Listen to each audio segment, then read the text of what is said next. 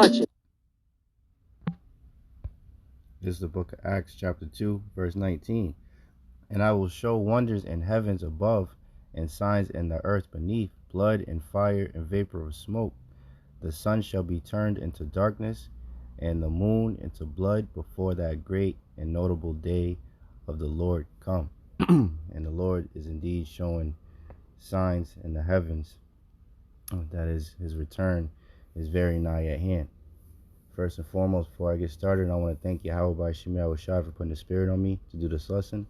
And I want to give all honor, praise, and glory to Yahawah Bahasham Yahawashi Bahasham Rakal. I want to give double honor to the apostles and the elders of GMS who teach and rule well, who taught me this truth. Salutation, you brothers and sisters that are out there listening and learning, fighting this good fight of faith. And salutation, my fellow brethren that are pushing this word in all truth and sincerity. To you all, I want to say shalom. And I hope and pray that this lesson be edifying to the elect. So this is from Gizmodo, and it reads, your guide to October's much anticipated Ring of Fire solar eclipse. It says the annual solar eclipse will be visible across North, Central, and South America on October 14th. It's the last one for the U.S. until 2039. And it's very spiritual that it's a ring of fire. It's described as a ring of fire, and it's coming across the Americas, man. And this will be the last one, they're saying, until 2039. And we, us brothers, apostles, elders, and or GMS and like-minded brothers on down, we definitely don't see a place going on until that damn long. So this, I, through the spirit, believe this is a sign of the times, man. And how fitting it says a ring of fire, because that's exactly how Babylon is gonna go out, man. So it says the Americas are in for astronomical treat on October 14th, as an annual solar eclipse known as the Ring of Fire will be visible across vast swaths of the Western Hemisphere. Unlike a total solar eclipse in which the moon completely obscures the sun, an annular eclipse occurs when the moon passes between Earth and the sun but doesn't cover the sun entirely, resulting in a bright ring or annulus. It says the elliptical shape of the moon's orbit around Earth makes this phenomenon possible, according to NASA. During certain times when the moon is closer to its apogee, the farthest point in its orbit, it appears smaller against the backdrop of the sun. If an eclipse coincides with this period, the result, is the ring of fire effect. Conversely, when the moon is at its perigee, its closest point to Earth, and aligns just right with the sun, a total eclipse can take place, like the one set to appear in April 2024. It says for those in the U.S. and elsewhere in the Americas, the upcoming annular eclipse promises to be a celestial spectacle. All 48 contiguous states, along with Alaska, will experience a partial solar eclipse to varying degrees. This event marks the last opportunity to witness an annular eclipse in the U.S. until June 21st, 2039. Even then, only Alaska will lie in the path of the 2039 event. So, I mean, yeah, Says to fully appreciate the October 14th eclipse, viewers should locate themselves along the path of annularity. This path, where the moon will seem to pass directly across the sun's center, stretches across parts of Oregon, Nevada, Arizona, New Mexico, and Texas. In the U.S., the annular solar eclipse begins in Oregon at 12:13 p.m. Eastern Time and ends in Texas at 1:03 p.m. Eastern Time. Great American Eclipse has made detailed maps and timetables available for the event. Yeah, so there you go, man. you know. It just shows you the signs of the times, man. The signs of the times, man. Let's get this scripture. And I'll get another scripture. So this is Luke 21 and 25, and it says the return of Hamashiach, the subheading. And it reads, "And there shall be signs in the sun and in the moon and in the stars, and upon the earth distress of nations with perplexity, the sea and the waves roaring." And we're seeing all these different things, man. You know, perplexity, distresses amongst the nations. You know, all around the world. You know, wars and rumors of wars, right? Different signs, you know, in the sun and in the moon. You know, we've been seeing these different, you know, blood moons and strawberry moon, I think one of them was called, right? All these different signs in the heavens, right? It says men's hearts failing them for fear and for looking after those things which are coming on the earth, for the powers of heaven shall be shaken. And then shall they see the Son of Man coming in a cloud in his great chariot with power and great glory. And when these things begin to come to pass, then look up and lift up your heads, for your redemption draweth nigh. You know, so we know that we're just that much closer to return of Yahawashi, man, Hamashiach, you know, to destroy this wicked kingdom, man, Esau's kingdom, man. So let's see,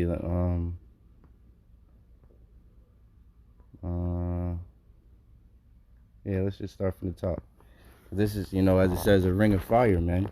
You know, and it's very spiritual that it would say that, and it's coming directly across, you know, Babylon, man. You know? Yay. Yahawashi is indeed, you know, showing us signs of the times to come, man. You know? Let's read that real quick, and I'll wrap it up. I don't want to make this too long. This is Revelation 18. I'll start at 1. "And after these things I saw another angel come down from heaven, saying, having great power, and the earth was lightened with his glory. And he cried mightily with a strong voice, saying, Babylon the Great is fallen, is fallen." Right? And Babylon the Great is America, man. You know? You know, the mother of harlots, man. It says it's fallen and fallen, and has become the habitation of devils, and the hold of every foul spirit, and a cage of every unclean and hateful bird, right? And this is, you know, and there's been lots of talks, you know, about World War III, and the scriptures speak of that. It said, you know, the third woe was past, and behold, the second woe was past, and behold, the third woe cometh quickly. You know, the third world war, man. You know, and all these different countries have been ramping up their nuclear arsenal and whatnot. So these things are indeed going to come to pass, man. It says, "For all nations have drunk of the wine of the wrath of her fornication, and the kings of the earth have committed fornication with her," right? Following after the philosophies of Babylon, man, that wine. "And the merchants of the earth have waxed rich through the abundance of her delicacies," right? Because Babylon, America, aka America, is a consuming nation, man. You know, all people do here is buy. This country doesn't really produce anything, unlike, you know, a country like China, you know, was a major exporter of goods, you know. But Babylon is predominantly importer of goods, man. So these merchants, you know, have waxed rich, you know, because of the abundance of her delicacies. And then, you know, people here in Babylon are bougie as hell, and you know, they think that they need to have the newest of everything as soon as it comes out. So these merchants are, you know, they're going to be upset, you know, when these things happen, because they're going to know that their cash cow is over with, man. It says, "And I heard another voice from heaven saying, Come out of her, my people," right? Spiritually, mentally, right? You Israelites, so-called blacks, Latinos, and Native Americans, you know, remove yourself mentally from this place, spiritually from this place, because it's going to be destroyed, man. You know, and seek your power, Yahawashi, before the evil days come, man. "And I heard another voice come from heaven, saying, Come out of her, my people, that ye be not partakers of her sins, and that ye receive not of her plagues. And one of those plagues is the missiles, man. You know, for her sins have reached unto heaven, and the Most High hath remembered her iniquities. Reward her even as she rewarded you, and double unto her according to her works, and the cup which she hath filled, fill to her double. How much she have glorified herself and lived deliciously. And this is exactly what the average Babylonian says, man. You know, most Americans think that, well, nothing will happen to it. How much she have glorified herself, and is a proud ass nation too, and lived deliciously. So much torment and sorrow give her, for she saith in her heart, I sit a queen and am no widow, and shall see no sorrow. And that's what these people think, man. Starting from the top all the way to these average peon Edomites and whatnot, man, and Babylonians. Therefore shall her plagues come in one day, death and mourning and famine, and she shall be utterly burned with fire. For strong is the Lord power who judgeth her, man. So that fire, is coming to this place, man. And how fitting it would say a ring of fire is about to pass right across Babylon, man. And Lord's will, it's very soon, man.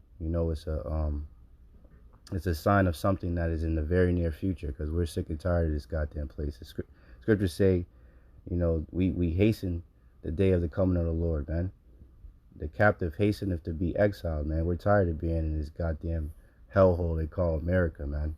We're ready for it to be destroyed, and the people that are ruling it to be put in chains, man, and destroyed as well, man.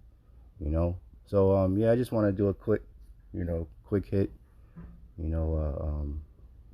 just reporting on some of the different things that are going on, in the world, but I hope and pray that this lesson was edifying to the elect. In closing, I want to thank Yahawah, Bahasham, Yahawashi once again for putting the spirit on me to do this lesson. And I want to give all honor, praises, and glory to Yahawah, Bahasham, Yahawashi, Bahasham Rakakadash. I want to give double honor to the apostles and the elders at GMS who teach and rule well. Salutation to you brothers and sisters that are out there listening and learning. Fighting this good fight of faith. And salutation my fellow brethren that are pushing this word in all truth and sincerity. To you all, I want to say Shalom. I want to say DTA, Abar Babal, and Kwam Yasharala. Hey, Shalom. To the next one.